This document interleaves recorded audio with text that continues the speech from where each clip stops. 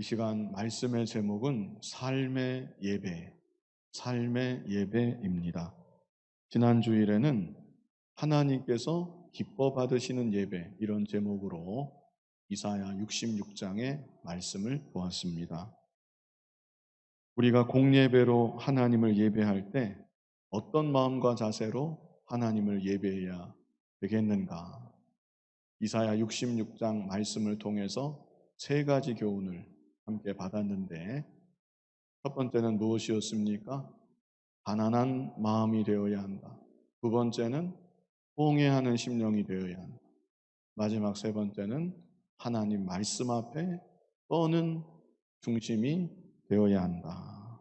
이 세 가지를 꼭 기억하셔야 합니다. 이렇게 바른 마음과 바른 자세로 하나님을 예배할 때 하나님은 그 예배를 기쁘게 받아주시고 그뿐 아니라 그 사람은 내가 돌보려니와 가난한 마음, 통회하는 심령, 말씀 앞에 떠는 마음으로 예배하는 자, 그 사람은 내가 돌보아 준다. 하나님께서 분명히 약속하여 주셨습니다. 그러므로 우리는 하나님을 예배할 때마다 천지에 충만하시고 지극히 크시고 지극히 높으신 하나님을 의식하면서 그 하나님 앞에서 가난한 마음, 통회하는 심령, 하나님 말씀 앞에 떠는 중심으로 하나님을 예배해야 되는 것입니다. 그런데 우리의 예배는 그것이 전부가 아니라는 것입니다. 지금 우리가 공예배로 함께 하나님을 예배하고 있는데 이 시간 이렇게 드리는 공예배뿐 아니라 우리는 우리의 삶의 현장으로 돌아가서 각자가 처한 상황과 환경 가운데 가정에서든지 일터에서든지 사회에서든지 각자가 드려야만 되는 각자의 삶의 자리에서 하나님께 영광 돌려야 되는 삶의 예배가 또한 있는 것입니다. 그래서 이 시간 삶의 예배에 대해서 보려고 합니다. 공예배와 삶의 예배는 동전의 앞뒷면과 같습니다. 뗄래야 뗄 수 없는 관계인 것입니다. 공예배를 바르게 드릴 때 삶의 자리로 돌아가서 각자가 삶의 예배를 제대로 드릴 수가 있습니다. 또 삶의 예배를 바르게 드릴 때 하나님 앞에서 더욱 바른 마음과 바른 자세로 하나님께서 기뻐 받으시는 예배를 더욱 잘 드릴 수가 있게 되는 것입니다. 그래서 지난 주일에는 하나님께서 기뻐 받으시는 예배, 공예배에 대해서 우리가 함께 보았다면 이제 이 시간은 삶의 예배에 대해서 우리가 날마다 드려야 되는 삶의 예배는 어떤 예배인가 함께 생각해 보겠습니다. 본문 1절을 먼저 같이 읽겠습니다. 그러므로 형제들아 내가 하나님의 모든 자비하심으로 너희를 권하노니 너희 몸을 하나님이 기뻐하시는 거룩한 산제물로 드리라. 이는 너희가 드릴 영적 예배니라. 이게 제일 앞에 보면 그러므로 이런 말이 있죠. 그러므로. 여기서 그러므로 하는 것은 앞에 있는 로마서 1장부터 11장까지의 내용 전체를 다 받는 것입니다. 로마서는 총 16장으로 되어 있는데요. 크게 두 부분으로 나눌 수가 있습니다. 1장에서 11장까지, 그리고 12장에서 16장까지. 이렇게 크게 두 부분으로 나누어집니다. 먼저 1장부터 11장까지는 교리에 대해서 다루고 있습니다. 교리적인 면. 이어서 12장에서 16장은 실천적인 면에서 다루고 있습니다. 그러면 1장부터 11장까지 다루고 있는 교리적인 내용은 어떤 내용인가? 우리 기독교 신앙의 가장 핵심이라고 할 수 있는 이신득구의 교리를 다루고 있습니다. 이신칭의라고도 말할 수 있는데요. 이신득구, 이신칭의 이 교리를 다루고 있습니다. 풀어서 설명드리면 오직 믿음으로 구원받는다. 오직 믿음으로 의롭다함을 받는다. 인간의 행위나 노력이나 공로가 아니라 오직 어떻게 해요? 믿음으로. 누구를 믿습니까? 예수 그리스도. 예수 그리스도의 십자가 대속과 예수 그리스도의 부활하심을 믿음으로 말미암아 의롭다함을 받는 것이고 구원을 얻는 것이다. 이 내용을 로마서 1장부터 11장까지 말씀해 주고 있는 것입니다. 그리고 한 가지 더 제가 말씀드리면 이것만 말씀드리는 것이 아니고 하나님의 은혜에 대해서 또 로마서 1장부터 11장까지 말씀하고 있습니다. 우리가 믿음으로 구원을 받는데 이 믿음은 하나님의 선물이다. 믿음으로 구원받는 이것은 하나님의 은혜이다. 이 사실을 로마서 1장에서 11장까지 말씀해 주고 있는 것입니다. 그리고 나서 로마서 12장부터 16장까지 이렇게 하나님의 은혜로 구원받은 사람, 믿음으로 값없이 구원의 복을 받은 사람, 그 사람은 그렇다면 어떻게 살아가야 되는 것인가? 이에 대한 내용을 로마서 12장에서 16장이 말씀해 주고 있는 것입니다. 그래서 오늘 본문은 교리적인 설명을 다 끝내고 실천적인 면을 다루는 가장 첫 번째 대목입니다. 그리고 어떻게 시작해요? 그러므로 형제들아. 이 그러므로가 무슨 뜻이겠습니까? 하나님의 은혜로 구원을 받았으므로 형제들아. 너희가 오직 너희의 노력이나 공로가 아니라 예수 그리스도를 믿음으로 값없이 구원을 받았으므로 형제들아. 이렇게 로마서 12장을 열고 있는 것입니다. 그러므로 형제들아, 내가 하나님의 모든 자비하심으로 너희를 권하노니. 이제까지 하나님의 자비하심에 대해서 말씀해 주셨던 것입니다. 너희에게 자격이 있어서가 아니라 이것은 하나님의 자비하심이다. 하나님의 은혜라는 것입니다. 하나님의 사랑이라는 것입니다. 하나님의 은혜와 사랑으로 너희가 구원을 받았으니 내가 그 자비하심으로 너희를 권한다. 무엇을 권합니까? 너희 몸을 하나님이 기뻐하시는 거룩한 산제물로 드리라. 이는 너희의 드릴 영적 예배니라. 바로 여기에 삶의 예배에 대한 정의가 나와 있습니다. 삶의 예배는 한마디로 두 글자로 하면 뭐예요? 헌신입니다. 헌신. 너희 몸을 하나님이 기뻐하시는 거룩한 산제물로 드리라. 구약시대 생축을 가지고 와서 하나님께 바쳤듯이 이제는 너희가 너희 몸을 하나님께 바쳐드리는 삶을 살아가라. 여기서 몸이라고 하는 것은 우리 삶의 전 영역을 말하는 것입니다. 나의 모든 것을 다 말하는 것입니다. 하나님의 무한하신 은혜를 받아 구원을 받고 하나님의 자녀가 되고 천국 백성이 되었는데 이 땅을 살아가는 동안 너의 모든 것을 다 들여서 하나님께 바치는 삶을 살아라. 헌신하는 삶을 살아라. 이것이 곧 너희가 드릴 영적 예배. 날마다 드려야 되는 삶의 예배라는 것입니다. 그래서 이 시간 먼저 마음에 좀 담아두셔야 될 것은 내가 구원받은 하나님의 자녀라면 나는 어떻게 살아야 되는가? 나는 오직 하나님을 위해 살아야 된다는 것입니다. 나는 더 이상 나의 것이 아닙니다. 나는 하나님의 것, 하나님께 속한 하나님의 자녀가 되었습니다. 그러므로 나의 모든 것을 하나님께 바쳐드리는 헌신의 삶을 살아야 마땅하다는 것입니다. 이 사실을 마음에 좀 생각하시고 마음에 새기셔야 합니다. 그리고 헌신하는 삶이 우리가 드리는 삶의 예배이다. 로마서 14장 7절로 8절을 같이 한번 읽어보겠습니다. 7절로 8절입니다.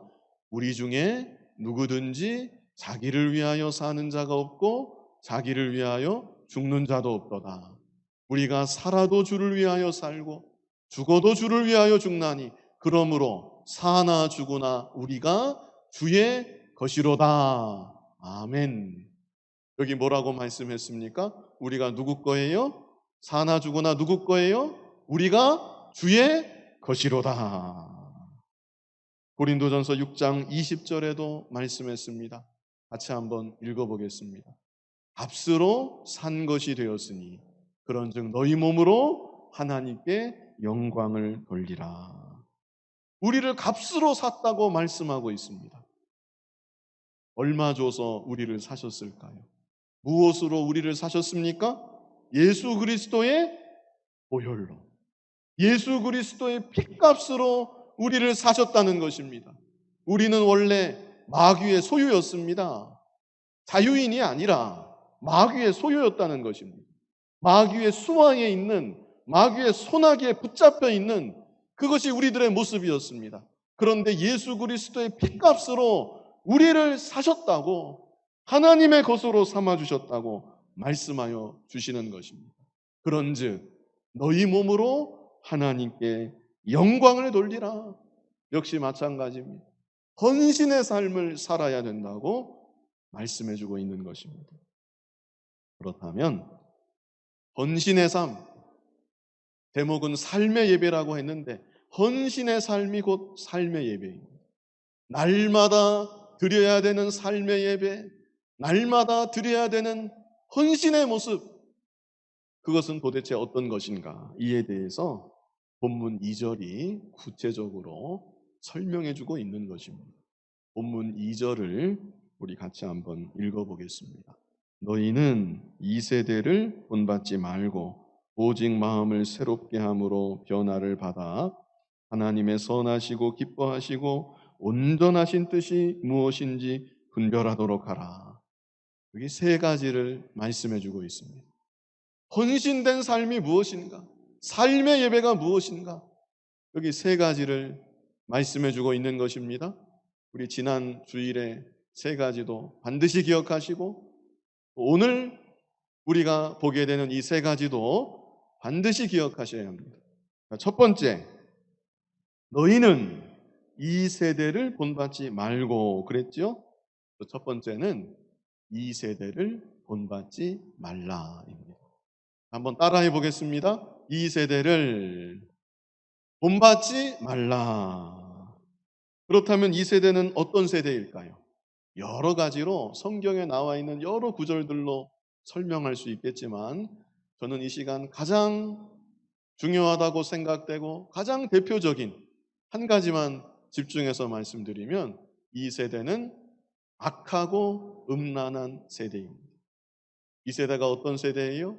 악하고 음란한 세대. 예수님도 마태복음 16장 4절에서 악하고 음란한 세대라는 말씀을 친히 하신 바가 있습니다. 그래서 이 세대는 악하고 음란한 세대이다. 그런데 이 세상이 점점 나아지고 개선되는 것이 아니라 점점 더 악해져 가는 세대, 점점 더 음란해져 가는 세대, 그것이 바로 우리가 살아가고 있는 이 세상의 모습인 것입니다.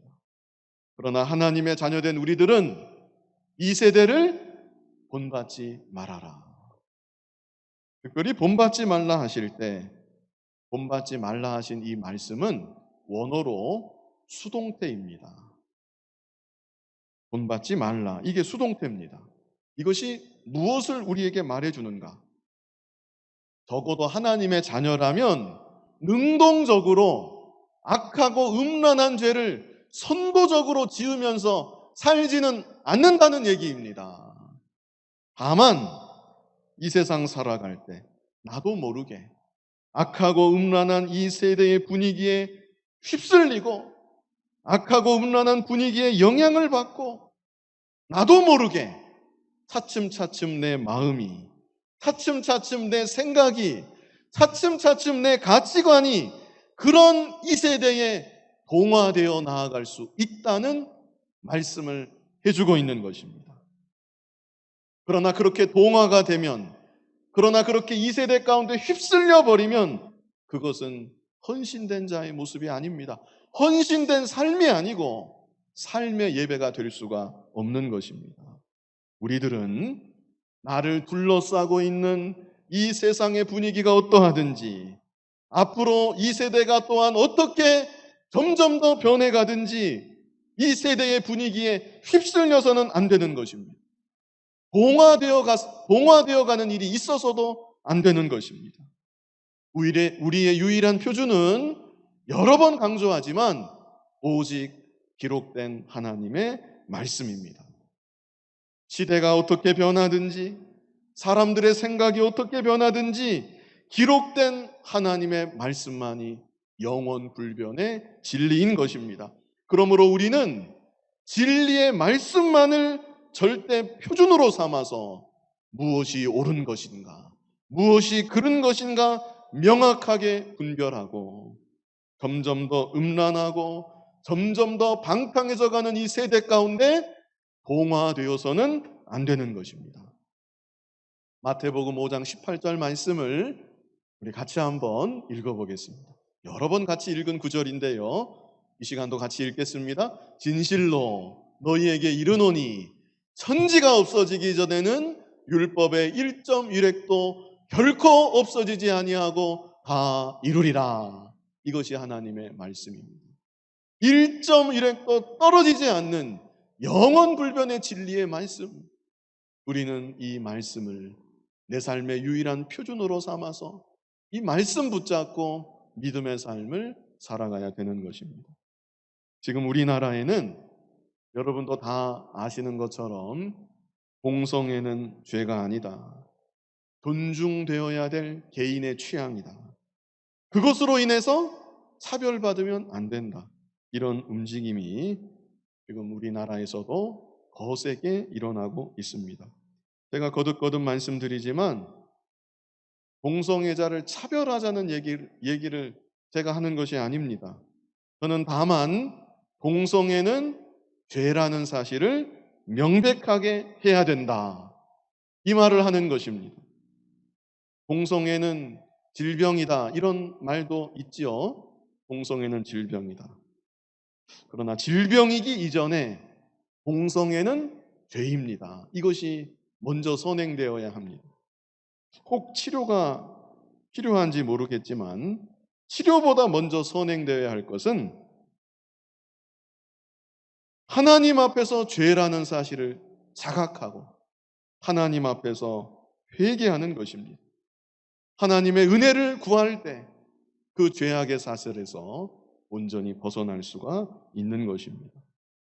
그러므로 우리들은 동성애자에게도 복음을 힘써 전해야 합니다.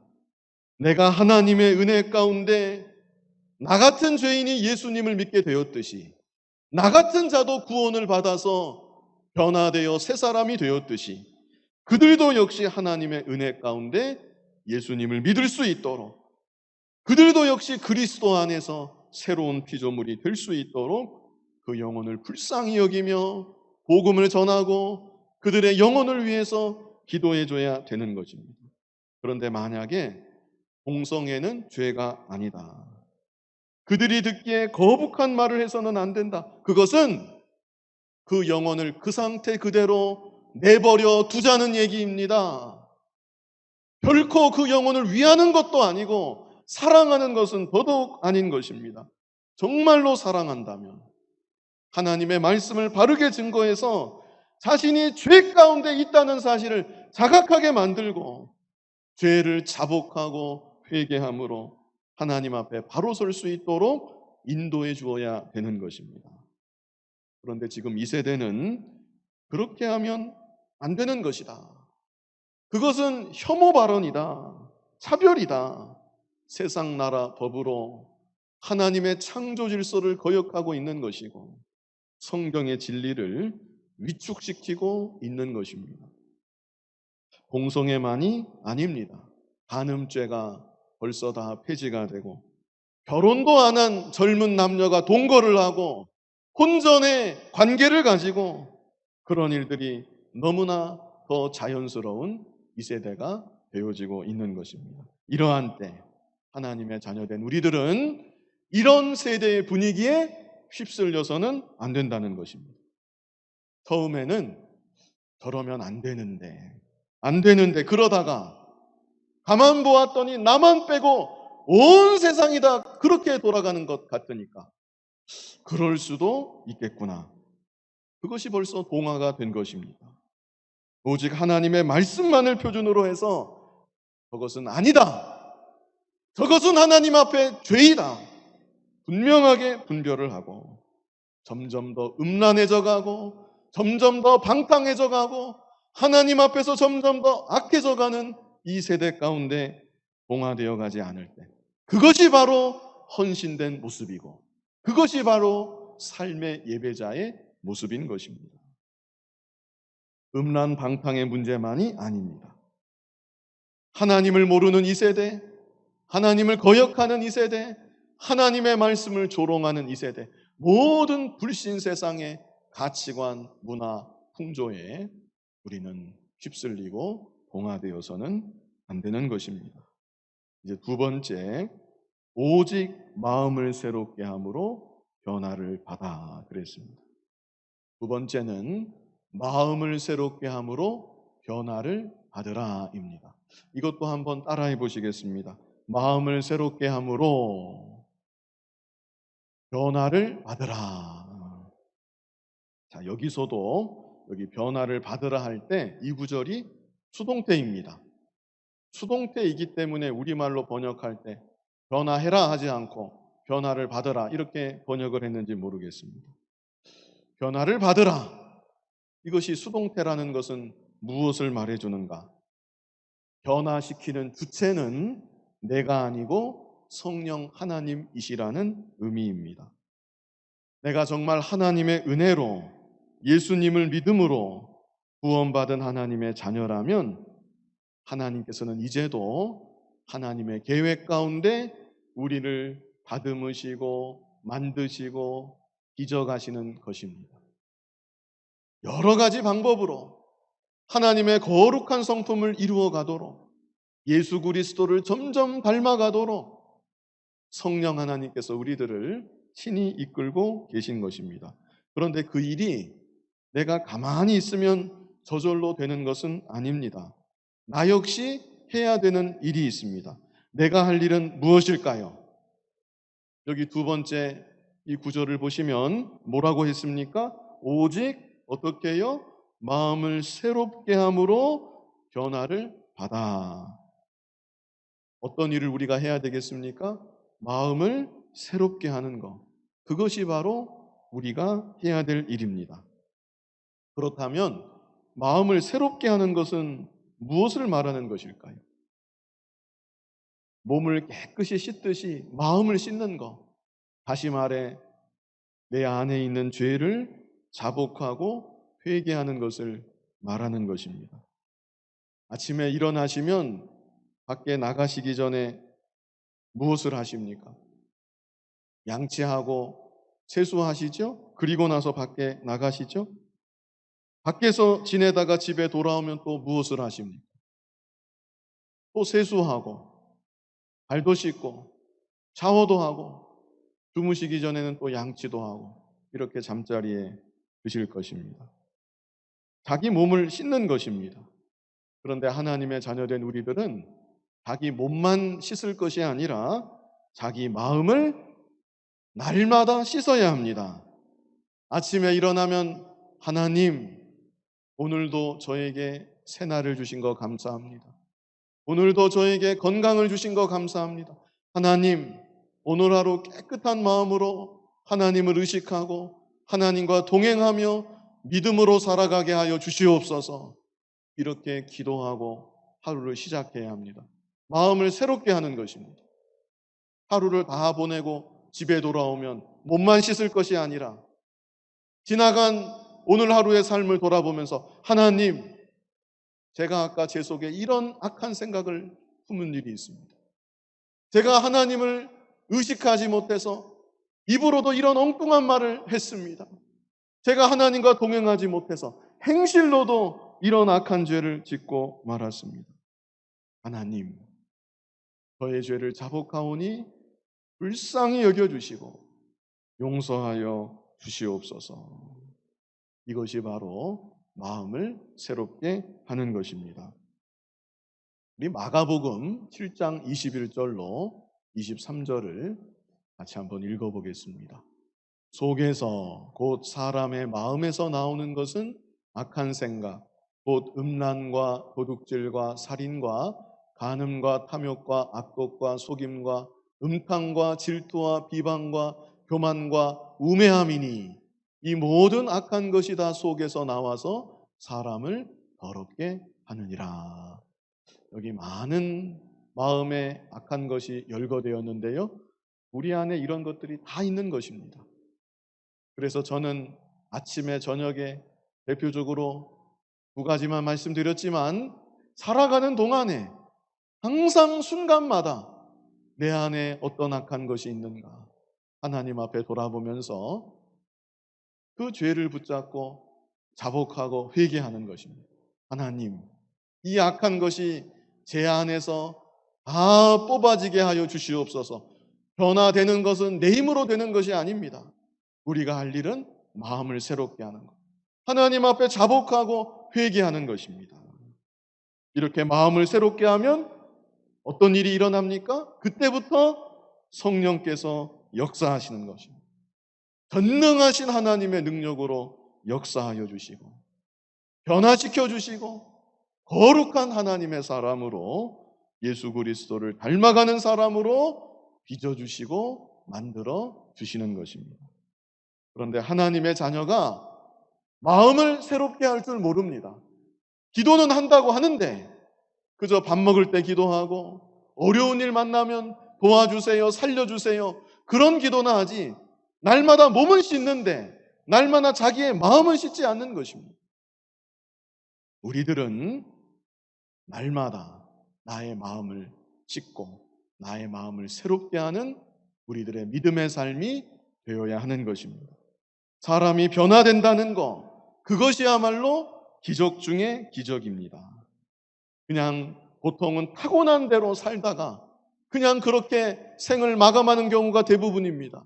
예수님을 믿는다고 해도 성격대로 믿는다고 자기 성격 죽을 때까지 못 버리고 그 한계 내에서 예수 믿다 떠나는 사람 참 많은지 모르겠습니다. 또 오죽하면 예수 믿고 성품 나쁜 사람보다 성품 좋고 예수 안 믿는 사람이 훨씬 더 낫다, 이런 말이 있습니다. 이런 말 들어보셨는지 모르겠습니다.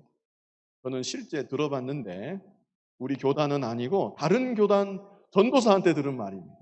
그 전도사가 결혼해야 되는데 어떤 배우자를 찾는가? 나는 믿음 좋은 것부터 보지 않는다. 나는 성품 좋은 것부터 본다. 여자가 믿음은 좋은데 성품이 나쁘면 죽을 때까지 그 성질 못 버리지만 성품 좋은 여자가 믿음만 들어가면 천사 같을 테니까 나는 믿음보다 성품 좋은 거 찾는다. 제가 실제 그런 말을 들었는데 들으면서 참 씁쓸하기도 하고 너무나 마음에 안타까웠던 그런 기억이 있습니다.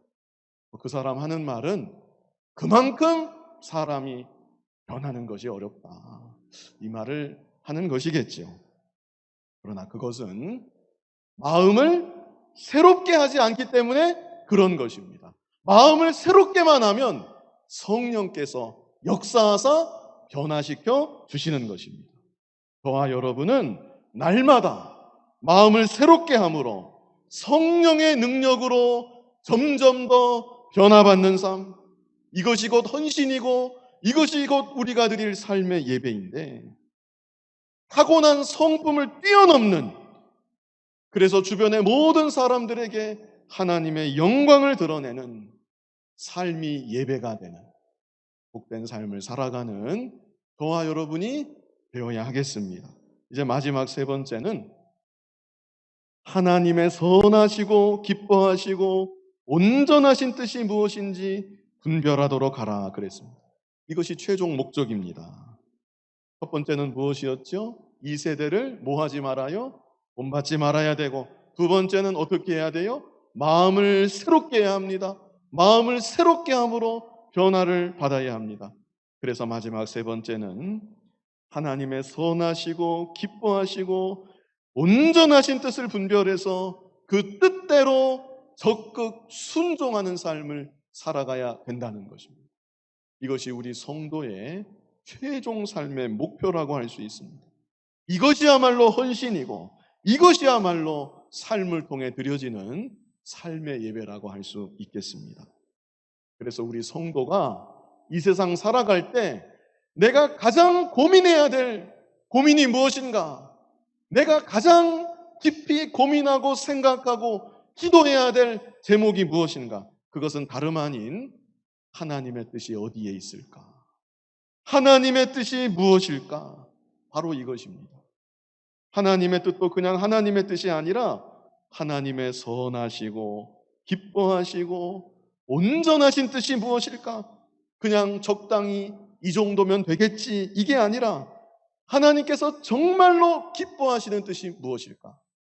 하나님께서 최고로 기뻐하시는 뜻은 무엇일까? 날마다 기도하며 날마다 고민하며 그 뜻을 분별하고 그 뜻만을 이루어 드리고자 하는 모습, 그것이 바로 성도의 모습이어야 하고 그것이야말로 헌신이고 그것이야말로 삶의 예배가 되는 것입니다. 제가 목회하는 것도 마찬가지입니다. 이런저런 생각할 것이 많이 있겠지만 가장 중요한 것이 무엇이겠습니까? 하나님께서 기뻐하시는 뜻이 무엇일까? 하나님께서 가장 기뻐하시는 것이 무엇일까? 그 뜻을 분별해서 그 뜻대로 순종하며 나아가는 것입니다. 실제 여러분도 여러분의 삶의 현장에서 얼마나 생각할 것들이 많이 있으시겠습니까? 삶의 변수들이 얼마나 많이 있으시겠습니까?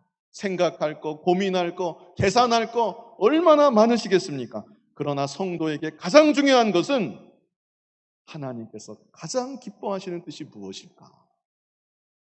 내가 어떻게 하면 하나님을 더욱 기쁘시게 할 수 있을까? 나는 어떻게 해서든지 하나님 기뻐하시는 뜻만을 잘 이루어 드려야 되겠다. 여러분이 정말 이런 중심으로만 나아간다면 하나님께서 여러분의 삶을 통해서 영광을 받아 주시는 것이고 여러분의 삶도 가장 복된 길로 걸어가게 될 줄로 믿습니다. 우리 고린도후서 5장 15절 같이 한번 읽어보겠습니다. 고린도후서 5장 15절. 그가 모든 사람을 대신하여 죽으심은 살아있는 자들로 하여금 다시는 그들 자신을 위하여 살지 않고 오직 그들을 대신하여 죽었다가 다시 살아나신 이를 위하여 살게 하려 함이라. 하나님도 이렇게 말씀하셨잖아요. 왜 우리를 구원해 주셨는가? 왜 우리에게 은혜를 베풀어 주셨는가? 다시는 자기를 위하여 살지 말고 오직 우리를 대신하여 죽었다가 다시 살아나신 주님을 위하여, 주님의 일을 위하여, 복음을 위하여, 하나님 영광을 위하여 살게 하려 함이라. 그래서 우리들이 하나님의 뜻만을 더욱 세밀하게 분별해서 그 뜻을 순종하고 이루어드리는 참으로 헌신된 믿음의 삶을, 예배의 삶을 살아가야 되는 것입니다. 이 시간 삶의 예배, 이런 제목으로 말씀을 증거했습니다. 삶의 예배는 한마디로 무엇입니까? 두 글자로 헌신, 부제라고 해도 좋겠습니다. 삶의 예배, 짝대기하고 헌신. 하나님의 은혜로 구원을 받았습니다. 예수 그리스도를 믿음으로 정말 값없이 말로 다 할 수 없는 구원의 복을 받은 것입니다. 그렇다면 이제 우리들은 하나님께 내 자신을 바쳐드리는 헌신의 삶을 살아야 합니다. 그것이 곧 우리가 드려야 되는 삶의 예배이다. 이 사실을 1절에 말씀했고 2절에는 삶의 예배, 헌신에 대해서 구체적으로 우리에게 설명해 주셨습니다. 첫 번째는 무엇이었습니까? 이 세대를 어떻게 해요? 본받지 말라. 본받으면 헌신 못합니다. 본받으면 삶의 예배가 될 수 없습니다. 적극적으로 따라가는 것, 그래서는 더더욱 안 되겠고 아무 생각 없이 가만히 있다 보니까 나도 모르게 죄악의 이 세대가, 음란한 이 세대가 나도 모르게 익숙해지고 나도 모르게 가치관이 잠식되고 동화되어 갈 수 있는데 그래서는 안 된다. 이 세대를 본받지 말아라. 우리에게 말씀하셨고, 두 번째는 무엇이었습니까? 마음을 새롭게 함으로 변화를 받으라. 변화 받는 거는 내 스스로 할 수는 없습니다. 성령께서 변화시켜 주시는 것입니다. 내가 할 일은 마음을 새롭게 하는 것. 날마다 마음을 씻어야 합니다. 날마다 내 자신을 바라보면서 하나님 앞에 그냥 드러내면 됩니다. 제가 이런 죄를 또 지었습니다. 불쌍히 여겨 주십시오. 용서해 주십시오. 다시는 이런 죄를 짓지 않게 도와주십시오. 하나님 앞에 자복하고 회개하면 성령의 능력으로 차츰차츰 변화받아 나아가게 되는 것입니다. 마지막 세 번째, 하나님의 선하시고 기뻐하시고 온전하신 뜻을 분별하라. 이것이 성도의 삶의 최종 목적입니다. 자기 뜻을 이루려고 산다고 그 뜻이 이루어지는 것도 아니고 그 뜻을 이루었다고 행복해지는 것도 절대로 아닙니다. 우리가 하나님의 자녀가 되었는데, 하나님께 속한 하나님의 것이 되었는데 하나님의 뜻만을 위하여 살아갈 때 하나님께서 영광 받아주시고 그런 삶이야말로 가장 복된 삶이 되는 것입니다. 그래서 날마다의 삶을 통하여서 하나님께 온전히 헌신하는 모습으로, 삶이 예배가 되는 모습으로 그렇게 살아갈 수 있는 여러분들이 다 되시기를 간절히 바랍니다. 거룩하신 아버지 하나님, 구원받은 그 은혜에 더욱 감사하는 우리가 되게 하여 주시고, 그래서 이 세상 살아가는 동안 하나님의 것으로 하나님께 내게 있는 모든 것을, 내 삶의 전 영역을 바쳐드리는 헌신의 삶, 삶이 예배가 되는 우리들의 삶이 되게 하여 주시옵소서. 이 세대를 본받지 않게 하여 주시고 오직 마음을 새롭게 함으로 변화를 받게 하여 주시고 하나님의 선하시고 기뻐하시고 온전하신 뜻만을 분별해서 그 뜻을 순종하고 이루어가는 우리들의 믿음의 모습이 되게 하여 주시옵소서. 예수님 이름으로 기도하옵나이다. 아멘.